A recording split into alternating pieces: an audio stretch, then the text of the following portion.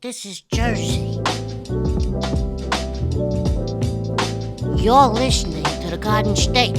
You are listening to The Garden State, the only New Jersey podcast that gives you all the news you need to hear this week. My name is Josh Sobo. My name is Josh Chomik. And back once more behind the camera, Jimmy Parks. Gentlemen, how we doing?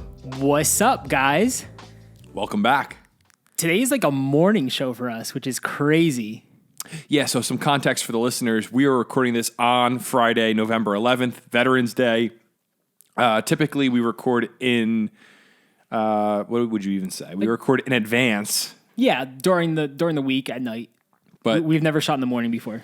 This week was my wife's birthday. Happy birthday, Shelby. And we had plans, so I said, we got to move it. We got to move the pod. I think the best birthday party for her would have been like her sitting in the living room watching us record on her birthday evening. Oh, she would have loved that. I know. We should have done it. You really screwed up. Yeah. Well, it's good to be back. It's good to be back on the saddle, as they would say in the Old West of New Jersey. Do you think anyone has ever said that in New Jersey? Cowtown Rodeo, maybe. Good point. True. We're back with some more news for you guys this week. But before we get into it, how was everyone's week? Dude, pretty immaculate, I must say. Immaculate. Dude, so I was trying to think of what I did this weekend, and Jimmy's like, oh, dude, you bought a car. I was like, oh, yeah, I bought a car. That's pretty big. It's huge news. You want to shout out the dealership? Not sponsored? No, I think we'll wait until they give me money. Okay. But yes, I've been like borrowing cars the past month and a half, guys, from family members because my Jeep Liberty has been just crapping out on me after putting 250,000 miles on it. Yeah. Which Josh, he wrote a letter in my car in 2017 saying this Jeep will die at 185,000 miles. And I just want to say I got like 260,000 miles out of it. So yeah, thanks, Josh. The prophecy didn't come to pass. It did not even close. Wow. Way off. But yeah, I got a 2019 Jeep Grand Cherokee, so It's nice. The market sucks right now. Like, that's why I've been putting it off. It's so hard to find a car, but I finally found something I like. It worked out, and it's a beautiful vehicle. Josh, like, I picked him up the other day. What did you think of it? I think it's great. I think it suits you well. And can you picture me in it? Yeah, well, because I saw you in it. Now I can definitely picture you in it. Okay, and, cool. It works. I just hope you get a lot of good miles out of it. I hope you enjoy it. And we salute the new Jeep. Right on. I'm stoked. So thank you for that, Josh. It's going to be so nice driving with you now and not fearing for my life. You feared for your life? A few times when we're like driving and like your brakes don't really work. Remember we were driving in the snow once and it was like... Yeah, but we survived, didn't we? Or was the rain? I don't know. It was terrible. The brakes turned on. We went everywhere in that Jeep, and to think that it is now going to rest, being laid to rest, it makes me sad. But at the same time, there's a part of me that knows it's what needed to happen. There's a part of me that knows this was the logical next step. We couldn't drive forever. If I tried driving forever, it would have probably killed me. So that I didn't want that to be an option. Well, can an inanimate object? Well, would a car be inanimate? It's a living being. I mean, because it doesn't move unless you make it move. Well, you feed it. Yeah, but it's... I guess it is animate because it moves. Guys, if you're That might driving be a the car definition of and the animate. brakes just stop one day and you're headed toward a cliff, the car's not going to stop. It's going to keep going. It's not you that's killing yourself. It's the vehicle that's going to kill you. So yes, it is a living object, I think. Yeah, an object in motion will stay in motion. Interesting perspective there, guys. We're getting into a lot of science already. You brought it up. You said it. So what'd you do this weekend, Jimmy? Anything? You go out on any interesting hikes? Any explorations? I actually went down to the Manasquan Reservoir for the first time. It Wow. was really cool. The reservoir was super low. All these like old cedar trees were like coming up and you got to like walk through them. It was really awesome. Wow. And where is that? It's like off 195. It's by like Alaire State Park. Okay. Exit 98. Sounds lovely. So it was fun. I had a good That's time. great. It was beautiful. I went on Sunday. It was like 80 degrees. It felt like summer. On a Saturday, my family took a little trip to the Watchung Reservation. Ooh, was it packed? It was packed. And they were, I forgot to tell you guys this. There was a police officer circling the park with a speaker saying, we've spotted a mama bear. No way. And she's not afraid of humans. Stay out of the woods. No, you're joking. Yeah, he was circling. Are you serious? Which is, I should have saved that. I will talk more about it later in the story we have prepped. But he was going, like, we were all about to go on a hike. My family's huge. There was like 20 of us there, which we never do like family That's really expeditions cool, like yeah. that. But we all went to the park together because my sister's back. My sister and her husband came back from from the Dallas area, and they're visiting, and we were like, let's go meet at the reservation. So we go to Watchung Reservation, and there's this. He had a megaphone. You know, the cops have the PA system on their cars, and he's just announcing like, "Hey, stay out of the woods." And then I don't know. I was not convinced I shouldn't have gone in the woods. There was such a big crowd of us, and the really funny part was some of my family members were kind of spooked out by it and didn't want to go in. And as we decided not to go in, a troop of brownie scouts, like literally 6, 7, 8-year-olds, like that age group, brownie scout little girls, all marched into the woods together. And we saluted them for sure. They went to go conquer the bear. That's crazy. Hey, all I'm saying is if your brother RJ was there, I would not have been afraid to go in the woods. He could wrestle the bear for us. Yeah. Well, with that, I figured I'd share my my bear story, but we have news about that later. We will get into A little sneak preview. little sneak peek. Josh got a car. Jimmy went on a hike. I saw a bear. Nothing else, I guess. That was our weekend. You didn't see a bear. You heard about a bear. See You wish you saw a bear. See how rumors begin? I made up my own story and I evolved it. I'm your fact checker. I got you. Thanks, man. I appreciate you fact checking me. Hey, happy Veterans Day today. Today is Veterans Day. Woo! And in honor of being Veterans Day, I actually prepared a special Veterans Day presentation. Josh wouldn't tell us what this was about. He's just said he had a presentation, so I said, go for it. Well, we're from New Jersey, and I figured I'd read to you about the life of a veteran from the great state of New Jersey, the Garden State. Cool. Well, he's actually from Pennsylvania, but he lived in New Jersey after the war. And is it cool if I read to you guys this quick story here? Yeah, we accept him. He's cool. I wanted to read today because one of my all-time favorite shows is Band of Brothers. Oh, so good. And if you've never watched Band of Brothers, it was produced by HBO. You should pause your life and go watch it. 100%. It is so incredible. And it's amazing that you could watch these shows that are larger than life. The people are like, the show shows these young men liberating people from concentration camps and doing all this. They're in Hitler's Eagle's Nest, and they're all local guys from PA and Jersey and Ohio, and just regular guys. And this one gentleman, Edward James Heffron, whose nickname was Babe, he was born May 16th of 1923, and he passed away in 2013. He was a World War II U.S. Army soldier. He served as a private first class with the Easy Company 2nd Battalion. Easy Company was the group of guys that Band of Brothers documents. And I just wanted to read you a bit about his life because it was pretty interesting. He was actually from South Philly, but he worked in a shipyard in Camden, New Jersey, sandblasting cruisers in preparation for them to be converted into light aircraft carriers, which is pretty interesting. As a member of Easy Company, he fought in several major battles in the European theater, including Operation Market Garden, also Battle of the Bulge. Furthermore, during the Battle of the Bulge, he served as a machine gunner and was awarded the Bronze Star. He helped to liberate I'm going to say it wrong, Kaufering concentration camp in Germany, and in the seizure of Hitler's Eagle's Nest in Bavaria, Germany, which if you've never seen Hitler's Eagle's Nest, it is so legendary. You got to look up the photos of this. The E Company, the Band of Brothers, of them chilling in Hitler's Eagle's Nest, which was, for those that don't know history, it was like his compound up in the mountains of I believe the Alps.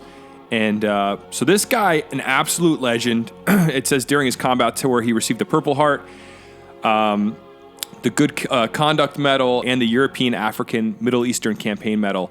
After returning from war in 1945, he worked for Publicker Industries, a whiskey distillery plant in Philadelphia, Pennsylvania, until 1966. So he worked all around the area, lived in Jersey, and actually later passed at the age of 90 in New Jersey at his home. So today we salute this man on Veterans Day, a local legend who was larger than life and defeated the Nazis, which is pretty legendary. Wow. That's really legendary, actually. So we have history under every rock and in every crevice of New Jersey, and there's so many lives in this state that have done amazing things. So I figured, what better day than a Veterans Day special to highlight Edward James Heffron of the E Company 2nd Battalion. That was beautiful, Josh. Thank you for sharing that. Yeah, I just figured let's mix it up. What do you guys think? Yeah, I was just going to ask, do you guys have family members who served? Both of my grandfathers were in Korea. Both of my grandparents served in World War II. Really? Yeah. Pretty legendary. Yeah, both dead now, unfortunately. Well, you think this is the sad thing about where we're at in history is most of the World War II generation, we call them the greatest generation, are dying off now because they're, for the most part, in their late 90s. Yeah. Which you think, we're talking about a war that took place now 80 years ago. It's crazy. So to be alive, a lot of these people enlisted when they were 16, 17, 18 years old. So I don't know. If you've never seen Band of Brothers, you should watch it. It's very inspiring, really beautiful story. And it's important to remember our history and where we're from. So 100%. Here on the Garden State, we salute our troops. We salute all our men and women who have sacrificed everything for us. Yes.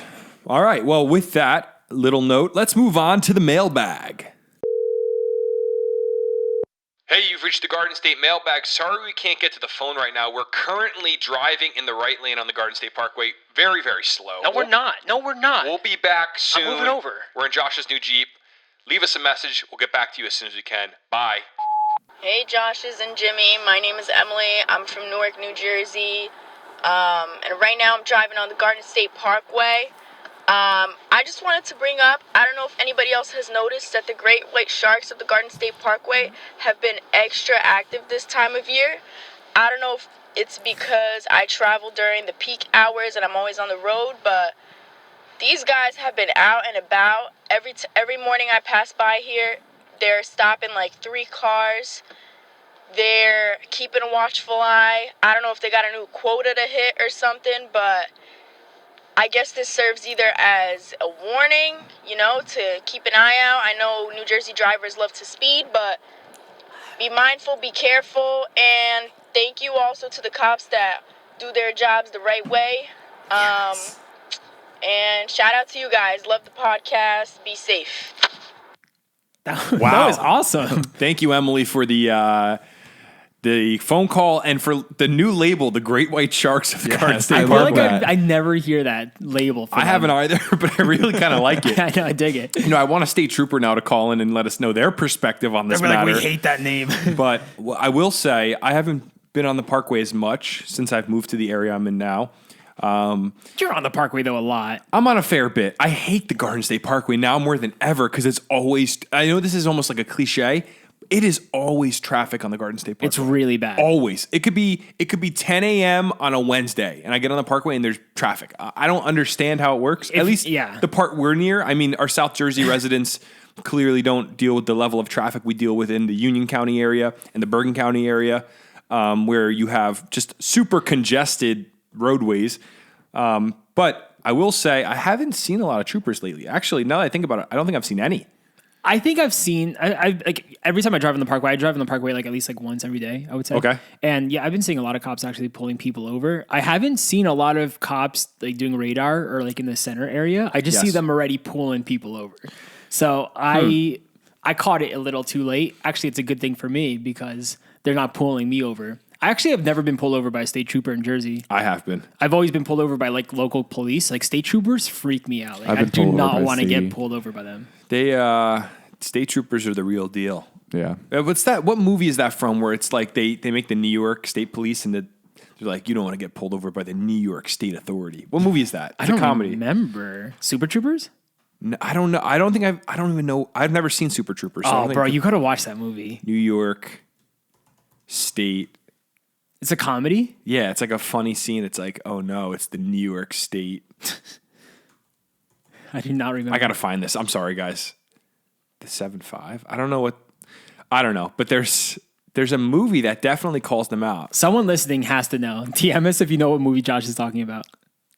Oh, no. I'm thinking of Elf. I'm not thinking, when they're like, no, it's not the New York State Police. They're like, it's Santa Claus where he's talking about in Central Park. You've never seen Elf, have you? I've seen it once. So I don't he's remember. Like, oh man, what does he call them? He's like the Central Park State Police, something like that. And he's like, they've always been on the naughty list. Nice. Yeah, I don't know. So with the State Police of New Jersey, I've been pulled over once many, many years ago. And were they nice? He was actually pretty nice. I mean, I was whipping it in a minivan, so I think he thought I was going to be like a soccer mom when he pulled up. And it was up near Paramus. It was, I don't know. I got a ticket. What were you doing? Were you speeding? I was. Do you remember your numbers? I was moving. It wasn't that bad. I was probably going 10 over, so maybe like 75 miles an hour. Oh, and he got you for that? Yeah. When there's guys Wrong going to place, like wrong double time. the speed limit. Yeah, I mean, I think 10 over is, I think that you have to adjust the New Jersey speed limit 10 miles per hour above. So if the speed limit's 65, wait, what's the Parkway speed limit? 65. So if 55 it's up north. Yeah, I was going to say, I Well, thought it certain is. sections are 65, right? Down south. Further south, it's 65. Yeah, you're right, Jimmy. So I think I think in our area, I it is think 55. south of the Driscoll Bridge is 65. Up by us is 55. What? That's right. That's why. So I was going way over. But the a few average speed limit here, everyone's going 75 at least. Yeah. Yeah, which is why you're going with the flow of the traffic, but you're still breaking the law. So What Emily mentioned, she said maybe there's a quota. Do these state troopers have quotas or no? Not that I know of. I don't think so. I think the quota thing is Yeah, I hear that determined it's by- like it's not really a thing, right? it depends on the town, I guess, but I don't think it is a thing. But I think if you're a cop and you're not ticketing anybody ever, they might go, "Hey, well, are you doing your job?" Because if you think Yeah, about it, it's that's your bad job. Like, but I don't know that the state troopers have quotas. If you want to be an anonymous state trooper that listens to the podcast and call in, and we'll deepen your voice like one of those interesting interviews from like 60 Minutes. We'd love to have you call in or even leave a message in the mailbag. And if you want to call into the mailbag and you just heard that message from Emily and you're like, "Hey, I want to do it." I want to be Emily. Yeah, what you could do is record a voice memo on your phone, email it to hello@thegardenstate.com, and we'll get you in here. We got a few more coming that, that people have emailed to us. So thank you to everybody that has called the mailbag. We appreciate you guys, and we'll get to you as soon as we can. It's hello@thegardenstate.com. Hey, before we get into the news, one more quick note. We have merch available at thegardenstate.com. We pride ourselves, I should say, in making high-quality New Jersey merch. We've gotten a few hate comments. Well, one hate comment this week that really annoyed me. Someone was like, $40 for a T-shirt, but shipping is free, and the product we're creating we feel is high quality. We're not spending like $3 on like a Gildan tee. Yeah, they said, the person commented $3. It probably costs $3 to make this. No, it does not. I can promise you that. And of course, in any business, you have to earn a profit, but we're trying to price these at a point that makes sense for us with the time we're investing into. We're shipping out everyone ourselves. And you can go over to thegardenstate.com and support the podcast, support the cause of the Garden State. We really like what we're making. We want to expand a lot, make a lot more merch for you guys. And if you have an idea for a t-shirt or a hoodie, send us an email over at hello@thegardenstate.com. Maybe we'll make it. And if it's a good enough idea, we'll send you one for free. Or if you're an amazing graphic designer or artist and want to be part of the team and like collab with us on like some merch designs, we're looking for you. Yes. So reach out to us. We'd love to help because, Josh and I, we're pretty good. We could design here and there, but like we're not artists. Speak for yourself, brother. Hey, I'm trying to think. What did I design? That state flag I designed was pretty fire, dude. Yeah, I want to see that episode go up. When's it going up? I think I'm going to post it this week. Okay, cool. Yeah. Oh, also, we have a new shirt coming out next week. We Low-key, do have low-key. we do have a low-key new variation of a classic coming out. That's Yes. all I'll say. And I look at our website. We have a lot of white T-shirts, and people are always saying we need a different color. So we're going to send out a different color coming next week. We are also going to have a Black Friday sale. That's exciting. And yeah. what are the details of that? Not totally sure yet, but it's going to be heavy discounts, maybe some free goodies and gifts. So make sure if you want to get a gift for someone this holiday season, if you have a friend that loves New Jersey like you do, and you want to get them a beautiful T-shirt, hoodie, keychain, maybe a diner mug. I don't know. We're going to have to see if they get some diner mugs. If you want to do that, you can head over to thegardenstate.com and support your local business. Can we make mouse pads? Dude. What an underrated Christmas gift. Custom a mouse mouse pad. I also want to do car magnets. I hate car magnets, but like I know people like them. Yeah, we could do mouse pads. Remember when mouse pads were such a big thing? Like I feel like early 2000s, everybody had a mouse pad. You had to have one if you had a mouse. If you had like a Nowadays- blank one, it was so boring. Like I remember I had to Yep. get like a crazy designed one, or kids would bring like their crazy ones to school too. So that was like clout. It was back like in a the day? flex. I was like, oh my gosh, mom, he has the $30 one. Can you please buy this for me? And she's like, no. So you're saying you went into like the computer lab and people would bring their own mouse pads? I swear, some kid like pulled a mouse pad out of his backpack and placed it there to use. I wouldn't be surprised if he brought his own mouse too. I was like, this kid's ridiculous. Wow. That's It was a amazing. flex. But also, we are picking some random for Black Friday, the sale, Josh. I don't know if you heard. We're going to be picking out some random orders that come in. We're gonna send Jimmy Parks to go hand deliver the That's exciting. Wait a second. in the Garden State van. Oh, I think, honestly, that's a great idea, and we're going to do it. Jimmy is going to deliver it. we 100% could rent a van for a day. Would that be creepy to someone, though, if we all showed up at their house? I think I wouldn't want that. I think if Jimmy did it by himself. Well, maybe like in the checkout process, you can like check an option. Like, Can you want get this that hand set up? delivered? Or no? I'll check our Shopify. And No, see if I because can then figure it out. everyone's gonna choose. Like we gotta like handpick. We could just No, do but would you be yeah. open to Jimmy Parks delivering? And then we select one of them. We just made that up off the spot, but I'm so down. Okay, great. We'll figure it out. Awesome. So let's move on to the news. Lots of good news. I have to pee. That wasn't a story. So I'm taking over right now for Josh while he is in the bathroom doing his business. I just want to give a shout out. We didn't mention it earlier in the podcast, but Jimmy Parks has his own camera this week. So Jimmy, what's going on? wave to them. Look at him. Look how happy he Is is. it still working? Yeah, it's working now. It cut out in the beginning. If you earlier. guys see like a section where there's no Jimmy cam, that's because we were working on our settings and it cut off for a little bit. But it looks like it's recording. We're not sure how long that camera is going to record for, so it might cut off mid podcast. So we're running some tests this week. I'm But gonna bring my own camera next week. our camera's not good enough for Jimmy. It's not. It's not working. It's not working the way it should be. And your camera is actually going to match my camera, like perfectly. So. Yeah, you got to mess with the picture profiles on it. Yeah, well, I just matched the picture profile on this one, but it's not a DSLR, so I don't know how it's going to match up with it. But you look great. I think Thanks. the Appreciate windows it. behind you What's going might on, be a guys? little overexposed, Yeah, but like it's it's fine. bright. You look happy. Well, probably next week we're gonna be recording at night again. So Yeah. Oh hey. Oh, nothing. I'm not doing anything.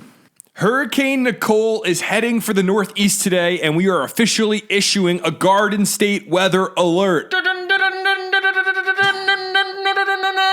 Are you having a stroke? Breaking news: Hurricane watch. So, Josh, you're a weatherman by trade, and you're going to fill us in, but I want to read a little bit of this article to preface the info you're about to deliver. Yes, sir. The article I read said, despite losing wind intensity while pushing over the land, the system will stir hazards well beyond landfall. Downpours will threaten flooding up and down the eastern seaboard, and severe weather will be a danger. So we're looking at some severe weather, some severe flooding possibly coming through the eastern seaboard. What a terrifying headline, Josh. Josh, what can we expect with this storm coming through? Honestly, dude, a few days ago, I was tracking the storm, and it looked like it was going to hit Jersey pretty badly. Yeah. But honestly, it's going more inland right now. So it's going to be like hitting like the Pittsburgh, PA area really bad with like some really flooding, like 4 to 6 inches of rain locally. But for us, dude, we're going to get like, it says like an inch or two on AccuWeather, but like I say we get less than an inch of rain. So what's with weather people always dreamcasting? They always want the storms to be bad. Everyone wants the worst storm possible. Is that just like a weather thing? Like if you're a weather nerd, Yes. you want the storms to be bad. For me, I'm just like, dude, it sounds bad to say because it's like catastrophes happen, but like, I want a good rainstorm. I want a good flood. we want Hurricane Sandy without people losing their homes, essentially. Exactly. But like, can you get both? I don't think so. No, it's It's like if impossible. you want a bad storm, people are going to lose their lives, which like you don't want. But like, honestly, that's every weather person. They're like, oh my God. look at Jim Cantori. The dude's freaking out, having the time of his life in the worst hurricane conditions possible. I think, okay, there is something cool about a big storm. It's bigger than us. I think that's how I feel the night before a big snowstorm. You know that feeling? You know the night before a big snowstorm where you're like, Diner trips. we're about to get slaughtered by a snowstorm. It's Yeah. going to be bad. And you're going out buying things you need. There's an exciting feeling in the Yeah. air. And so I get it. In a way, I get it. But I also don't want people to lose their lives. So if you live in the Pittsburgh area and you're watching this TikTok, maybe, batten down the hatches because it's coming through. Yeah, but if you're in Jersey, to be honest, guys, you might get like a wind gust of up to like 50, 60 miles per hour. Wow, even that much. Yeah, but like, it's not like sustained. It's just like Yeah. a random gust that comes in here and there. So like I don't foresee terrible damage happening in the Garden State. So everyone relax, stay calm. Chill out. It's going to be like a few little showers today, some light rain, maybe like a random thunderstorm. Okay. Localized That could downpour. But the chance of severe weather is very, very mild right now. It's very slim. So guys, nothing to worry about. If you're like living in Pittsburgh or Pennsylvania, maybe like check the weather channel because it might be bad over there. Okay. But yeah, not bad. So should I recant my Garden State weather alert? Nah, keep it because Okay. that's how headlines are supposed to be, like scary sounding and stuff. That's what the news does. If it bleeds, it leads, right? Sure. That's what they say. All right. Well, it's good to know that we are on the case. It's good to know you, Josh Chomick, are tracking the storm, keeping us safe with your weather mind. Aren't you glad that I'm a certified weatherman? Yeah. Who certified you, by the way? Rutgers University. Didn't you drop out? Meteorology 101 is all you need. Why do you need physics? Why do you need calculus? No, I took Meteorology 101. Everything else, Wait. you learn on the internet. I took that class too. Yeah, it was awesome. So I'm certified? Well, you don't... I'll test you later. Isn't it interesting that you could go to college and get a degree, or you could just open the Weather Channel app? I mean, that's stupid because the people, So true. the people that make the Weather Channel app all definitely went to meteorology school, but the algorithm is already in place, my brother. So we don't need you guys I don't even anymore. use the Weather Channel app, dude. I just go on certain websites Tropical tidbits. and I do my digging myself, and it's just like, it's there. It's there. So do you guys think that when Neuralink comes out, Elon Musk is making the chip that's going to go in Yeah. your brain? You think we're just going to have like a weather intuition inside of us where we're like, oh, it's going to rain today. We're just going to know because it's already going to be Bluetooth downloaded into our brains. I don't know about you, but I already know that. Wow. Well, Jimmy, you're kind of programmed already. Like, I don't know what's inside. Like, we think Jimmy might be like a robot or an alien. So Possible. it's possible. All right. I'm not putting a chip inside of me though. No, I don't know me neither. Me neither. None of us are. No shot that's happening to me. Yeah, that was a joke. I'm not getting the Elon Musk chip. Well, yeah, nothing else to say about that. Let's move on to the next Unless story. he wants to pay us, like, how much would Elon have to pay you to sponsor the podcast and be like, you have to put a chip in you and talk about Neuralink every episode? Would you say like $1 million? More than that. It would have to be enough money that the rest of my family that's not getting the chip could be taken care of forever. Meaning, like, if it destroyed me, they'd all be good. Yeah. So, like, if I could get I think $10 million. $10 million collectively here No, on the like Garden if State. me each. personally, I get $10 million. Oh. I'll do it because then I'll pay off everybody's That's a lot, mortgages. though. My family will be taken care of, and I'll be like, you know what? If this thing takes me down, everybody around me is taken care of. $10 million is a lot. You wouldn't do it for like $2 million. No. I don't want to be a guinea pig with Elon Musk. That's true. I think also, like, I mean, I know, like, our culture has such a history of sci-fi that we view any sort of electronic devices being implanted in us to be scary, which I understand that completely. But I think the intention of Neuralink is to help people with spinal issues because, if you think about being paralyzed, I'm not a doctor. Like I always say, I'm not a lawyer. But spinal cord issues are interesting because there's a lot that goes on there that we just don't totally understand. Or we do understand and we can't repair it. And the idea would be Neuralink is going to somehow heal people with spinal issues. Well, that's cool. That would be awesome. But I don't know if I'm sipping that Kool-Aid totally. If I'm totally healthy, like I don't need that extra wisdom or like power. It's like superpowers. Like I don't need that in me. It's like taking a steroid, right? If you're trying to work out, like you're taking steroids, you don't need that extra power. Yeah, I would agree. But what happens if all of society gets the chip and they're so advanced that you can't even get a job anymore because everyone's a computer? And then they start trying to kill you, yeah, like take over your family. Yeah. All right, let's move on to the next story here before we get too deep in the weeds of Neuralink. Yeah. One day. So an 18-year-old from Sayreville, New Jersey is being charged with threats to synagogues. This was that mass threat that everyone saw in the news all throughout last week. There was a threat to all the synagogues in the Garden State. No one really knew what was going on, but they found him. It was an 18-year-old kid with some terrible, terrible remarks. Yeah, this is not a good one. And the FBI actually issued it. They said it was a credible threat to every synagogue in the state last week. Terrifying. Which is pretty scary when you think about how many synagogues are in every local little town. It's like, it's a big deal. So it said an 18-year-old Middlesex County man is accused of spreading an anti-Semitic manifesto on the internet containing threats against the synagogue and Jewish people that prompted an FBI alert last week. Omar Al-Katul, 18 of Sayreville, is charged with one count of transmitting a threat in interstate and foreign commerce, according to a criminal complaint. He was arrested Thursday morning.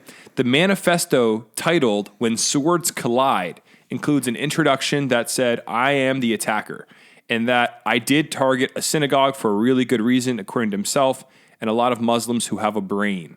So What? He was clearly... He's clearly an extremist. There was some another sort. quote from him. I'm gonna botch this, but he was kind of saying like, I have a lot of regrets in my life, and this certainly isn't one of them. Yeah, I read that one as well. Dude, what? You're 18 years old, bro. What are you doing? I mean, Jimmy, didn't you read something Way to about? ruin your life. Didn't you read something about like Al Qaeda? Yeah, he's been like in contact with Al Qaeda and stuff like that. Like, Oh yeah. So the document names deceased Al Qaeda leaders as heroes. So he included Osama bin Laden and Abdul Musab al-Zarqawi. I'm going to say that wrong. It also contains sections on the Holocaust, anti-Semitism, and the good old Jews, in quotes, which states good Jews do not exist unless they convert to Islam. what? So this kid was, I shouldn't say was, he is out of his mind, and He's going to jail. he's going to jail. He better be. Lock him up. I wonder how long he's going to go to jail What for. what was he also trying to do? Well, what were these threats? Here's what I will say. And again, I'm not a lawyer, but when the FBI gets involved, I'm assuming this is no longer a state issue, but it's a federal issue. I'd imagine Homeland Security is getting involved if he's praising Osama bin Laden. And he's going to go to a federal prison for a long time. Yeah, I mean, terroristic threats at the very least. Hey, can we add something to the podcast? Maybe, every week? Maybe. I want you to get the sound of a jail door slamming shut. Yeah. And then we're going to, I'll say, whenever one of us says you're going to jail, it's Yeah. going to slam shut. Sure. So this is our criminal of the week. And my friend, you're going to jail. I love that. The way you stated that, bro, this is our criminal, the Garden State Criminal of the Week. Shout out to this guy. That's what it Okay, how sounded about this? I'll say this is the, we need to make a title for these. But is it praising the criminal, though, at that point? No, it's just highlighting. People are going to be like, I want to be a criminal. I want to get locked up. No, I'm just kidding. That's true. Okay, No, so I don't think it's a big let me deal. rephrase that. So I'm keeping that all in. this It's guy just is hilarious. our, I don't know. You figure it out. You could slam the door shut. He's a little criminal. He's a little criminal of the week. But he's cute. he's in some deep mud now, and it's not Yeah, going this to dude's go well an for him. idiot. Yeah, I mean, you said it. Yeah. It's really sad. Like, what are these people doing? And you got to think there's more people like this out there. Oh, of course. Just targeting the Jewish people, and it's scary. It's awful. I don't even know what to say. Like, this dude's 18 years old. Like, what are his parents like? Are his parents like have the same beliefs as him? Like, how do you get to this Scary. point as an 18-year-old kid? Can I just say the title of the manifesto, When Swords Collide? How do you think of that? Like, what 18-year-old sitting there like, I'm going to write a manifesto, and here's the title, When Swords Collide. It's like, what is going on in your brain? You should be out hanging out with your friends, figuring out what's happening. Like, where's your life going? What Go do you to want a to do next? diner, hang out. Like, I don't know what's wrong with these people. Crazy. Well, he's going to do some serious time. And thank goodness we got to him before he got to anybody else. Because For real, yeah. it could have been very bad. And shout out to the Federal Bureau of Investigation for holding it down. Good stuff, guys. Good stuff, boys. All right, moving on to the next story. Excuse me. I have this lingering cough that will not go away. Josh, your landlord's petting the plants. Yeah, he's petting that bush out there, that shrub. Wow. Moving on. The bear hunt is returning to New Jersey. Dude, it's happening. We've been called this. advocates. Yeah, we've been advocates of this for the last year of this podcast. And on surface level, a lot of people are very offended by this. Some people are kind of happy. But when you read the statistics, we all know this needed to happen in New Jersey. Murphy, you made the right decision, buddy.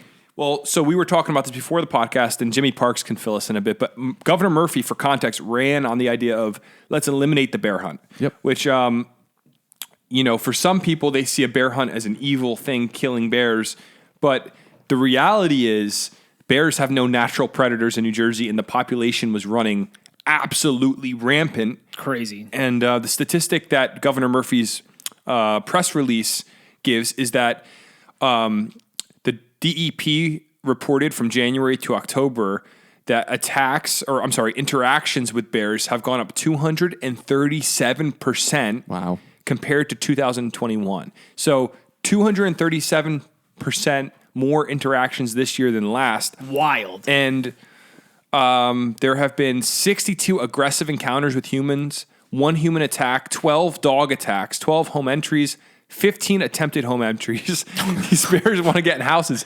84 instances of property damage exceeding $1,000 and 52 attacks on protected livestock. Yeah, So get out of here. Kill him. Here's my counter to the people that are like, "Oh, they're cute." First off, our state environmentalist, not our state biologist, excuse me, were advocates for a hunt. So the science was pretty clear. We need a hunt. It's the natural life cycle of a place like where we're living.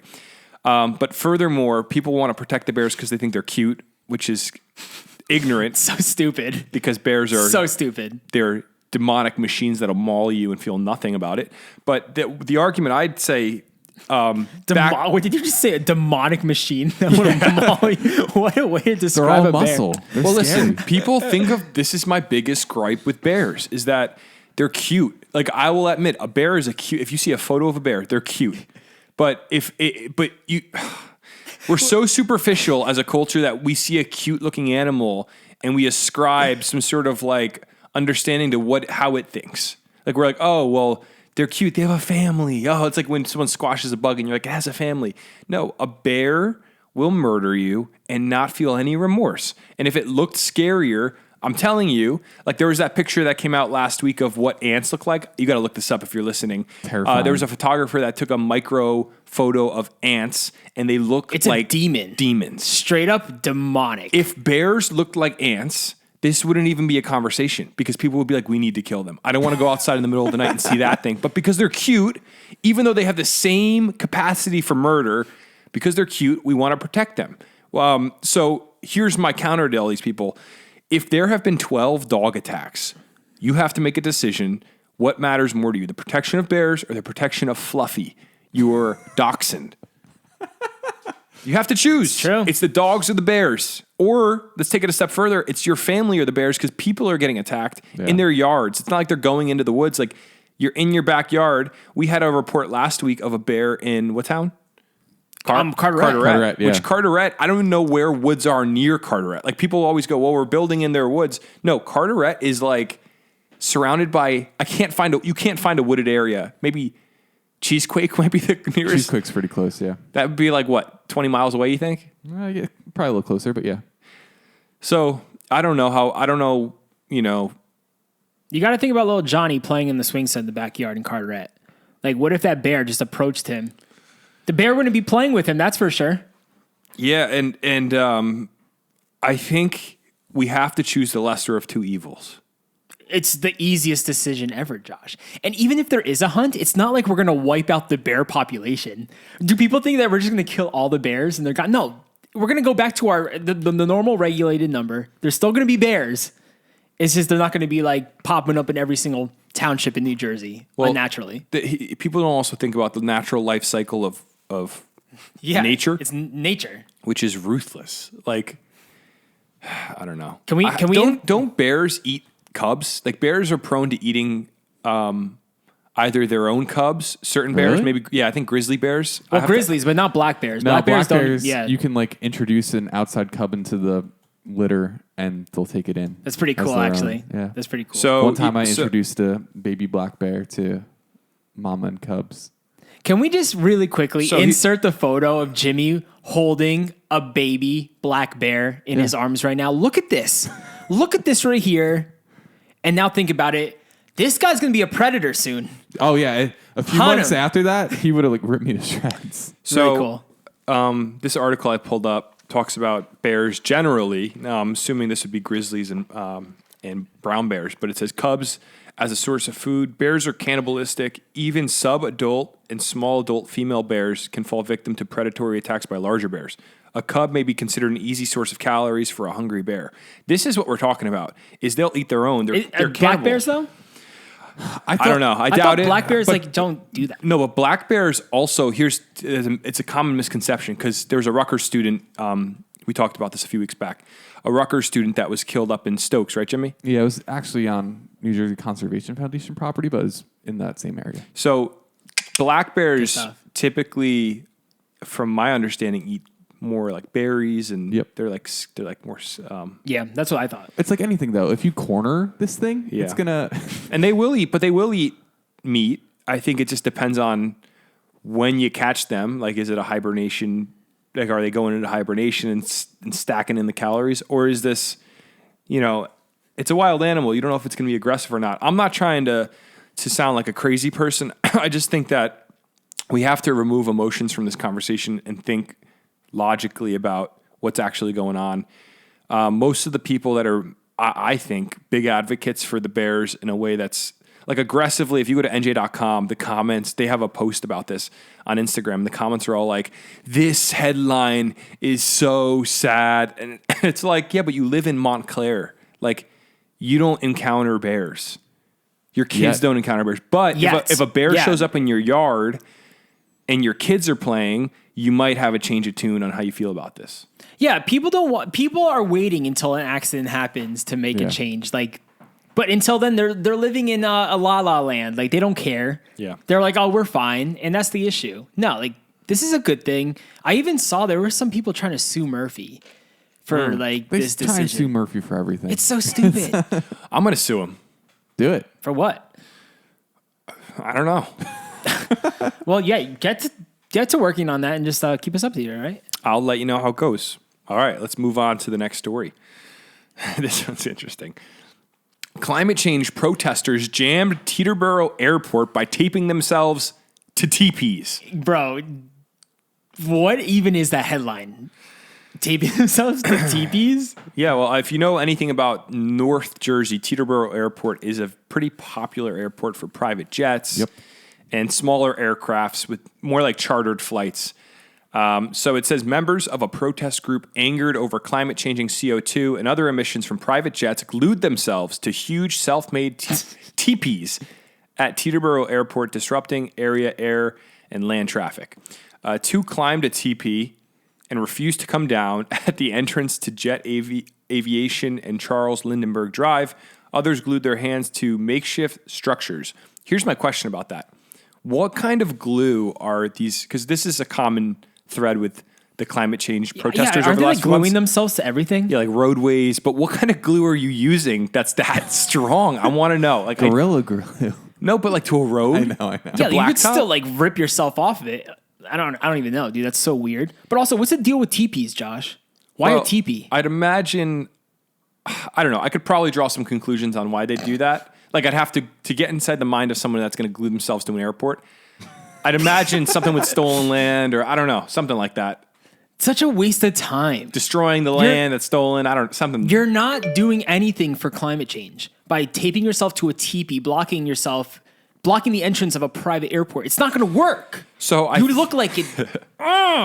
These people get me so mad, bro. I think it hurts the cause, to be honest. It hurts the cause. You look dumb. People are making fun of you, and you're wasting everyone's time and resources. I think that's the point.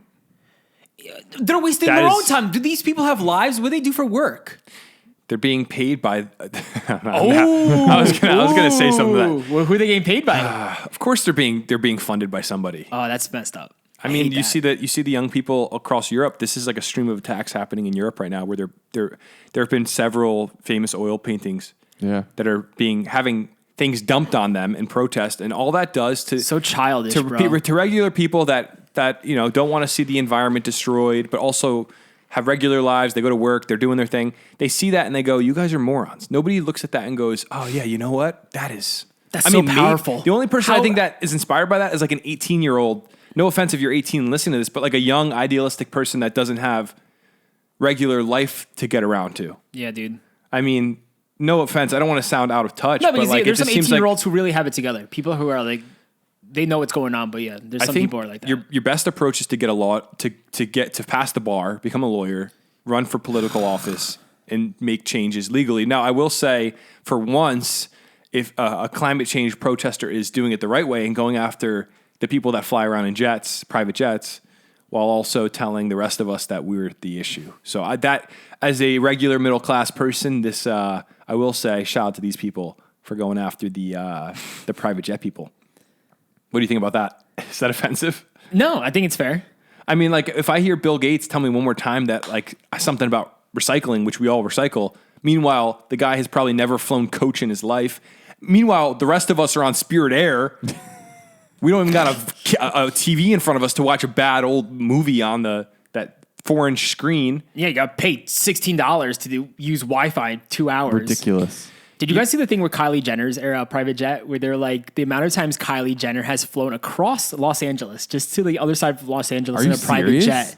Yeah, she While flies. all these celebrities advocate for like climate change and saving the environment, but they're the ones flying like locally everywhere in the private jets. It's hypocritical, and I think it hurts the movement to protect the environment more than anything, because hypocrisy, you can find hypocrisy everywhere in any movement, but it is, I don't know. Did you see the Taylor Swift defense? What did she say? Well, because everyone's like, Taylor Swift has this like massive plane, and like the flight records show she flies everywhere with it. But then her team was like, the jet gets rented out, so it's not just Taylor flying it. So we're making money on it. We're making money on the pollution, and So you're not allowed to stupid. do that, but we are. I don't know. I don't take it seriously. It's hard to take either side of the conversation seriously when it comes to this specific point of this debate with the airplane stuff, because even when they have the big conferences in Europe where every nation comes together to discuss tackling this, that's usually where Greta Thunberg comes out, does her little speech. Usually all of these powerful elite people are flying there on private jets. It doesn't make any sense. Doesn't matter. I will say credit to these protesters for actually going after, like, if you're going to go after somebody, I think this would be a better approach than like gluing yourself to a roadway which by the way, I mean, you're gluing yourself to a roadway. Think about this, where cars are going to be stopped and they're going to burn more fossil fuels just sitting there rather than just driving to work and turning off their car. Yep.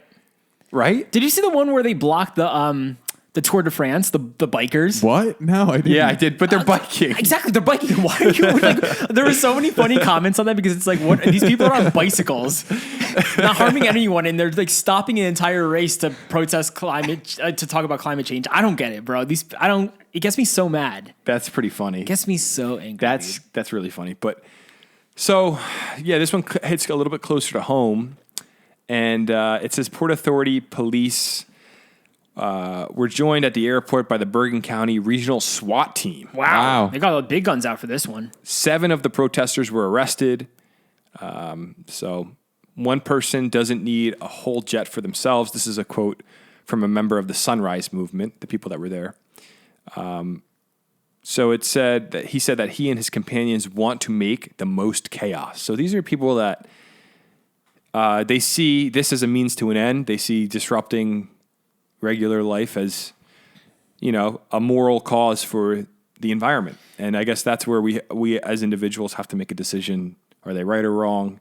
And yeah. They're wrong. I don't like them at all. Okay. Well, you should go talk to the Sunrise Movement. No, there's a way to protest the right way. Like, there's ways to like protest things that you don't believe in, or like trying to make a change. But like gluing yourself to a teepee at the end. Come on, guys. Yeah, I mean, it's It's extreme for sure. It's one of those things where, first off, I just would have loved to be in the meeting where they thought of this whole plan. And I just want to know the backstory for the teepees. It's like, guys, I got a plan. Listen, we're going to Teterboro. You know that teepee I got in my yard? We're going to plop that thing right on the entrance, and we're going to get some glue. And we're going to everyone's like, oh my goodness, did you just think of that? Genius. It's a great idea. All right, let's move on to the next story. In Caldwell, New Jersey, the cops were called on a 9-year-old for killing spotted lanternflies. She was just trying to save the trees and the environment And the crops. And these neighbors are calling on the cops for the 9-year-old little girl. What? Yeah, it says a New Jersey mother is angry after the police were called on her 9-year-old daughter for spraying lanternflies on the sidewalk with a homemade solution.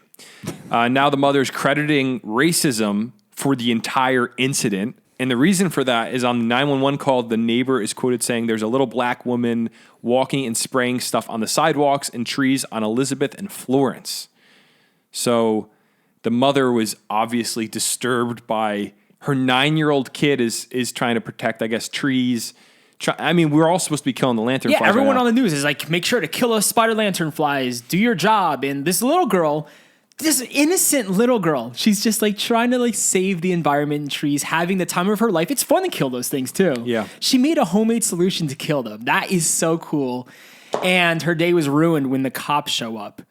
And This little girl must have been so scared. I got so mad reading the story. So the neighbor ran for like a town council position. His name's Gordon Lawshe. And so if there's some backlash against him, I'd imagine he's not getting reelected for his position. But let's just be honest. Why wouldn't he just come outside and Because ask her? Like, is this dude, what's wrong with That's him? what doesn't make sense is like we're at a point in culture where, first off, the way we utilize the police in our culture is such a weird thing. Because it's like, I want to call these people to handle all the junk I don't want to deal with. Now, there's some situations where you're like, yeah, you genuinely should call the cops. Like if someone's causing harm on your block or something like that. But in what world you see a 9-year-old girl spraying the sidewalk and not even like, you don't even walk out and like say, hey, what's up? What are you doing? Like just to see what she's doing, not in a mean way, but it's just your neighbor. But to call the cops and do it like this, it shows some people are just out of their minds. Didn't he say in the 911 recording that he was scared? Yeah. He did say something about fear. Let me try to find. That is so stupid, bro.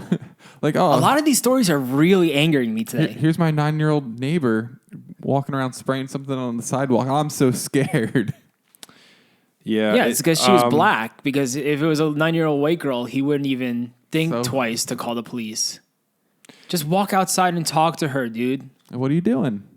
Yeah, I don't know. So it says the mom was really frustrated. She went before the town council to complain about it. But she'd also say that the police showed up on the scene and resolved the issue quickly. But I mean, still is a little bit. Well, yeah, that guy Gordon, he was like, oh, it was a huge misunderstanding. He wouldn't even speak to him. Yeah, dude, you were wrong.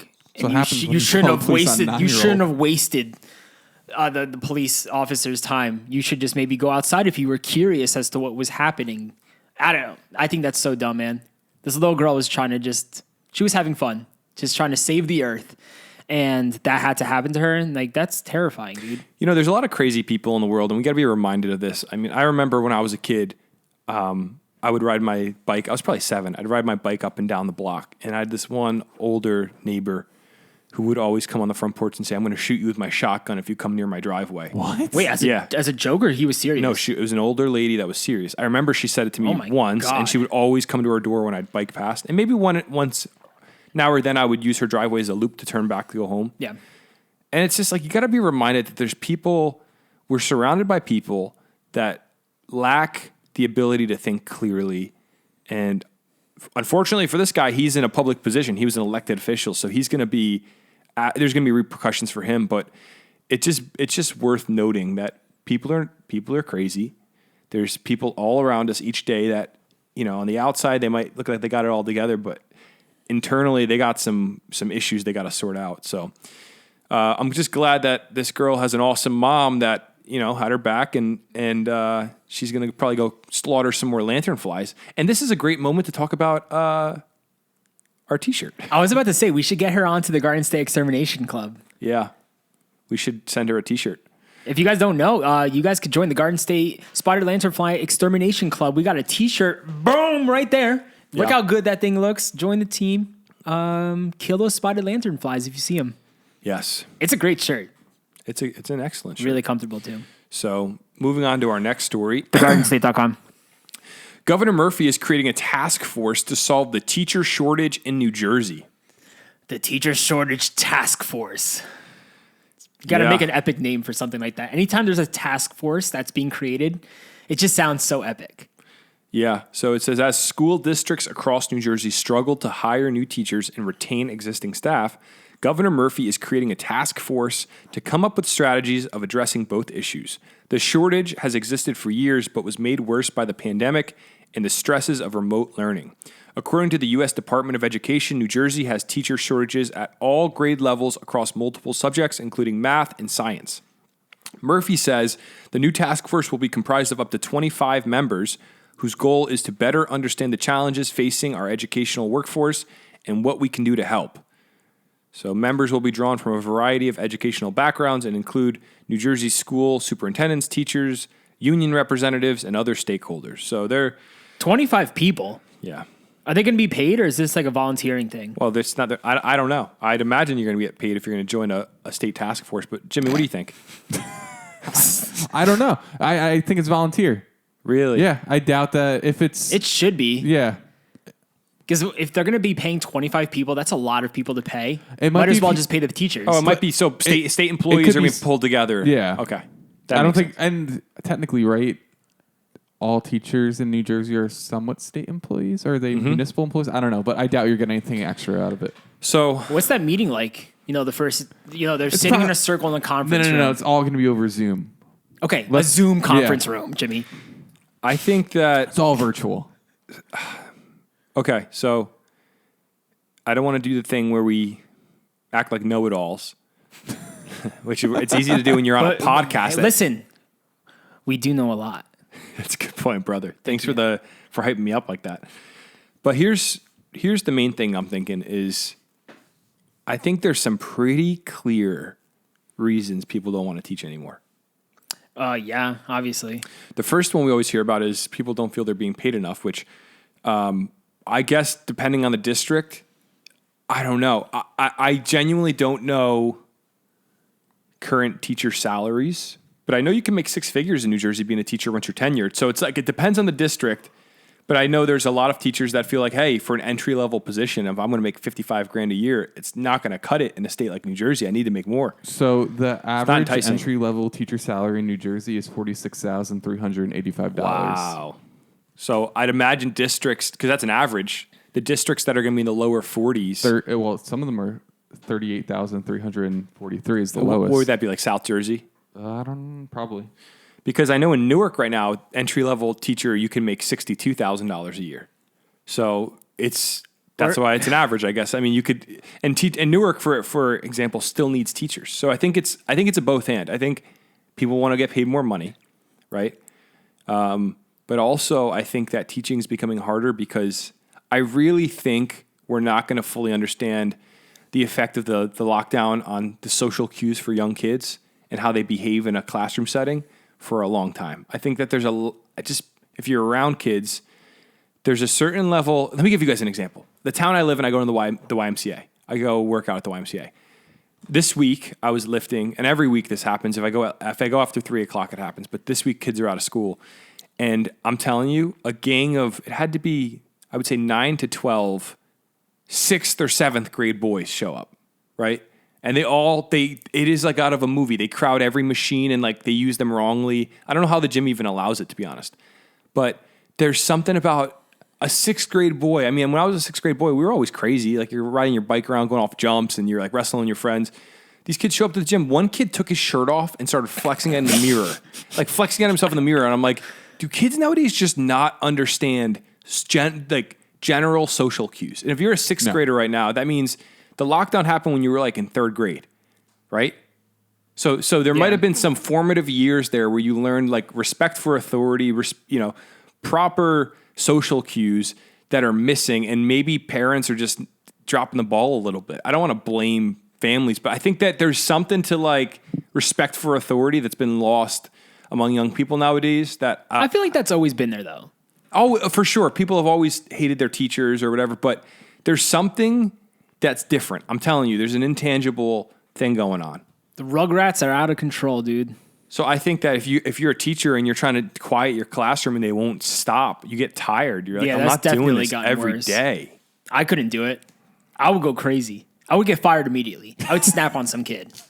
And then the other issue is when you confront a parent about it, they assume their kid is perfect. And they go, oh, yeah. Well, you have to understand my kid. The way they learn, their learning method is sometimes they're combative and running around the room screaming. I want to say that's that how he learns. As a teacher, probably dealing with the parents is way worse than the kids. Yeah, of course, because this is the issue. And this is, okay, so the criticism of millennials is that we're the everybody gets a trophy generation, which I think is kind of cheesy, but there's some truth to it. But I think there is some truth to our generation, which millennials would be people 20s, early 30s, which now have kids in school, some people. And I think the new generation is probably even worse than our generation, is I do think everybody thinks that they're special. I do think that. I know like the snowflake thing is cheesy and it's like what boomers, how they make fun of us, but I do think most parents look at their kid and go, oh my goodness, you are something special. You are my prized possession. And it's like, yeah, every human is special. We all have some intangible value. And It doesn't give you the freedom to do whatever you want, though. yeah, it just means you got to learn how to be respectful and be like a productive member of society. Yeah. I think that's why I was thinking about this yesterday. I think that's why a lot of people in our generation are struggling to figure out their career. It's because it's like they think they're so special that to commit to any job, they're too good for every job. Yeah. It's like why would I go become a FedEx driver? Like I'm above that. And it's like, okay, well, I don't know. We're getting into a philosophical conversation, but I think that there is something to this generation having a chip on its shoulder, and that's probably a big part of why it's hard to teach now. Not every district, but I have family members that are teachers that have told me kids are really challenging nowadays. Yeah, no thanks. That's why we have a podcast. We could talk about it. We don't have to deal with it. Yeah, until we have kids. I mean, I guess I'm talking about being a teacher. Yeah, for sure. But I mean that is part of the solution is I think parents going, hey, it's not an easy job and I want to back you up. If my kid's out of line, let me know and we'll take care of it. Of course there are teachers that do things that are out of line as well. So it's like, it's the same thing as, I don't know, there's always going to be some issues, but I think that part of the solution to this is parents showing up to PTA meetings and going, hey, we got your back. We want our kids to learn, but we also want to raise not little terrorists that are going to run around and, Yeah. Does that make sense? Or is, No, that, 100%. is that a crazy rant? No, I'm just like picturing like one day, like all of us showing up to like the local PTA meeting, raising hell. Oh my God.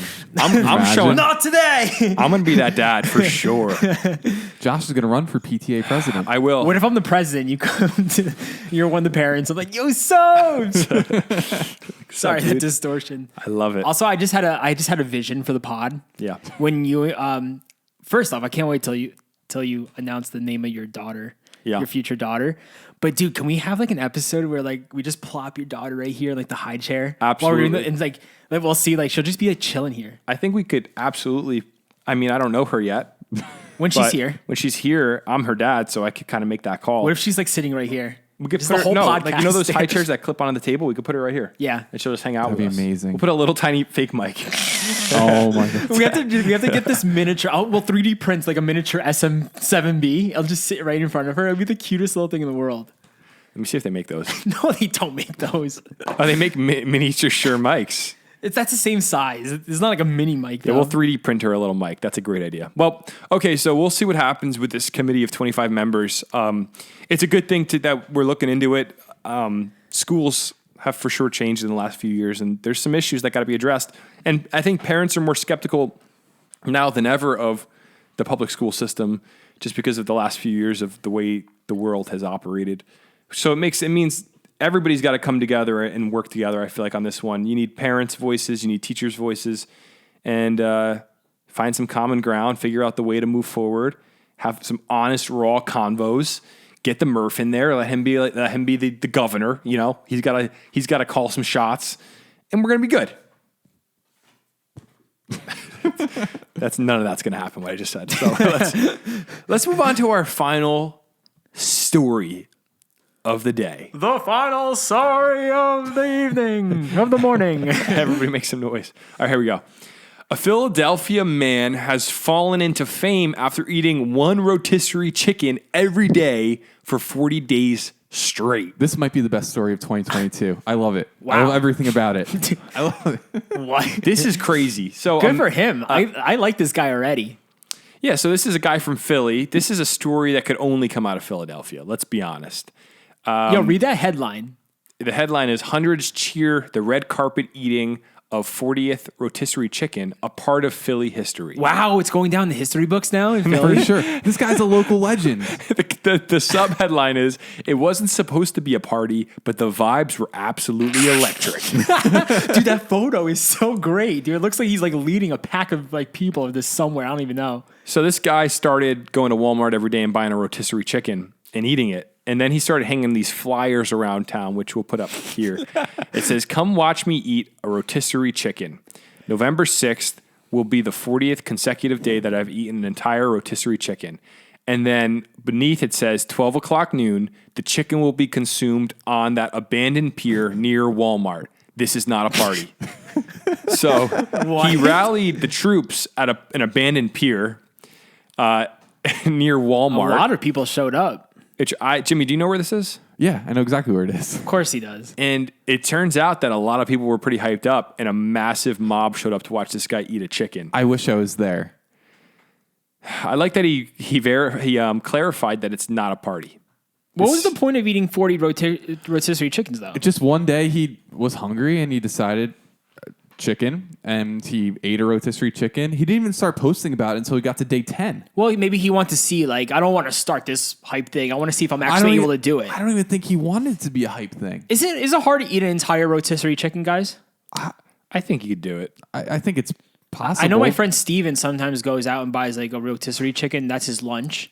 So I don't think it depends how big are these big rotisserie chickens? It's a decent sized chicken. I mean, I don't know. I think it would be painful to eat one every single day.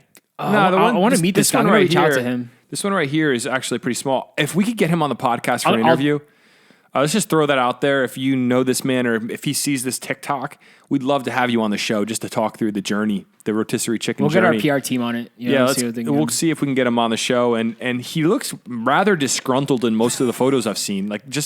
Like he's because he ate 40 rotisserie chickens, bro. A masochistic journey to consume these chickens. You know what's crazy? He lost 15 pounds over the 40 days. Really? Why? Yeah. Was he just because maybe he wasn't eating any other meal? No, I think he was eating other meals too. I'd be surprised if he just ate Good for chicken. him. But that's awesome. Yeah. This guy's a legend. You got to think chicken's healthy. So let's see an entire rotisserie chicken. Let's check the nutritional facts. So rotisserie chicken. How many servings are in a rotisserie chicken? That's actually a really good, valid question, Josh. Is a rotisserie chicken healthy to eat? A rotisserie chicken can serve anywhere from 2 to 8 people, depending on how much they eat and each serving. My guess would be like 1,500 calories and like 120 grams of protein, something like that. Can you FaceTime Steven right now on your laptop since we're plugged in? He eats rotisserie chickens for lunch. Is he at work right now? He works from home on Fridays. Yeah, it's also Veterans Day. Let's get Steven on the line right now. My friend Steven eats rotisserie chickens full, like a whole thing for lunch. So we'll get him. We'll see if he answers the call right now. Come on, Steve. He can't deny a FaceTime from you, Josh. No shot. Never. What's up? Where are you at?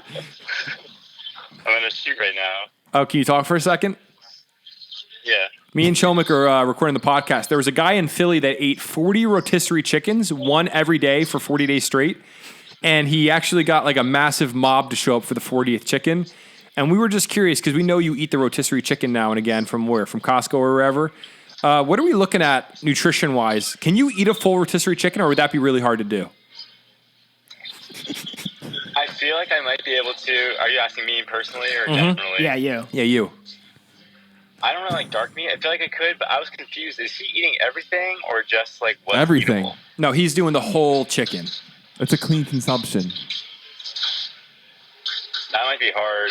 Depends how many pounds. Do you eat the entire thing for lunch, Steven? No, I only eat the white meat. I do eat all the breast, but Interesting. How many, if you had to guess, how many calories do you think an entire rotisserie chicken is? If you had to guess. And how much protein? protein, I would guess 160 grams, something crazy like that? no, I don't think that much. A full rotisserie I chicken would is guess 80. 80 grams of protein. Jimmy, what'd you find? 1,190 calories. Okay, so 1,100 That makes calories. sense. 80 grams of protein seems light. I don't know. That I feel like it'd be more than Maybe 80 to 100. that. Okay. Because like how big is Yeah. like the breast is kind of like what, like 3 cutlets maybe? Or That's true. All a little right. bit of dark. Well, we figured you'd be the expert on this because you've had a rotisserie chicken before. You eat them pretty much like every day, though, for lunch. So 5 days a week, not bad. It was a good. You get hungry though after. What do you? Hey, it's the best deal. Whole Foods. $8 for whole chicken. Costco does them for That sounds $5. pretty good. Costco has them for $5? Yeah. Wow, Steven, you're beat. Steve, what are you shooting right now? Can you talk about it with the general public, or is this private business? I can't yet. All right. Well, when you're ready to tell us, let us know. We'll talk to you later. Later, Steve. Happy Veterans bye. Day. Bye, bro. Happy Veterans Day. Steven's a good guy. He's a great guy. We love that guy, Steven New Jersey on Instagram. Legend. Oh, no. Is he still Steven NJ? Yeah, Yeah. he's Steven _NJ. Which, wait a second.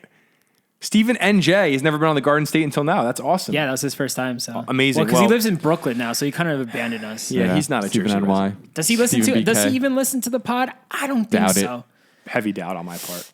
Well, that's the last story we had. And shout out to this guy. If he wants to come on the podcast, we would gladly I would have love to meet him. for a I'm a call. big There were so fan. many stories that got me angry today, but that last story got me really happy. So it's a great way to start. What the if we day. eat a rotisserie chicken with him here on the podcast? That would be Well, yeah, amazing. if we can get no, him he said on- he's done eating chicken. He's retired. What if he like comes on and we're just eating it in front of him? What if we both have a rotisserie chicken in front of him to taunt him? Yeah. All right, we'll see if we could get in touch with him. But that was all with the episodes of the stories we had for this episode. We thank you guys again for listening to the Garden State podcast. This is our 41st episode. We're almost at the bicentennial, the 50th episode. That's crazy. So we have to do a Garden State bicentennial episode in like January or February, whenever that is. And we just want to thank everybody for listening. Your never-ending support means a lot to us. If you enjoyed this episode, do us a favor. Text it to one of your friends and say, hey, check out this podcast. And maybe they'll listen to it too. We don't know. Maybe not. Whoa, Josh! Big news! Just got an order at thegardenstate.com. For what item? Let's Let's see. out. What did someone just buy? Can we give them a shout out? Yeah, let's give a little shout out here. 10:19 in the morning. Yes. Yeah. Sean. Sean Camisa bought a Lanternfly tee. Shout out to Sean. All right. Listen, you could be Sean. Yeah. If you go to thegardenstate.com right now and order some merch to support the show. Oh, I want to film us packing an order, as I've seen people on TikTok do that. So if you order something and want to see us package it in a video, send us a message. You can go on our website and just click the message tab and send your order number, and we'll film us packing it for like an Instagram video or something. And then Jimmy would deliver that one. Yes. Jimmy might It'll be deliver like the it. whole entire process I from would start love to that. finish. Great. Love it. All right. Thank you so much for listening. We'll talk to you guys next week. Make sure to call into the mailbag, buy some merch, and have an amazing week. Slow down when you drive on the Parkway. Bye. Bye. See you later. You're listening to the Garden State.